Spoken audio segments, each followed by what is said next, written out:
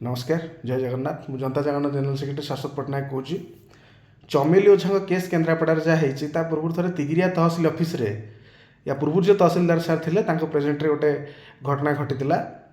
जड़े स्थानीय नेता से आसिकी गोटे बेआईन भाव आम गोटे जमीर जबरदखल होता आम प्रोटेस्ट करूँ तहसिलदार पाक गला बेलू सी आसिक कागज पत्र उचित कथा अनेक कथा कही दीटाक केस जो बिन बुलाए बाराती मैंने आसते चमेली ओझा भाई रेकर्डिंग करुले अरे भाई गवर्नमेंट ऑफिस भितर रेकर्डिंग करें ना जब आम प्रति अन्याय होता किसी संविधान नियम अच्छी कि प्रथम से क्लारीफाई कर पुलिस चमेली की आसिक कहीं अरेस्ट करने बाहर मो केस भी तो मतलब धमक देते आप बड़ पार्टी करते मुझे कौन करेंगे आप भूल कर बड़ पार्टी कौन करेंगे एमाने टिके टिके कथा विधायक प्रार्थी कथा नहीं अफिसर मानक डरईकि ये सब कम सब करों आम माननीय मुख्यमंत्री को पचारे चाहूँ निजर न्याय मागे आम ऑफिस भीतर रेकर्डिंग करूँ ना कि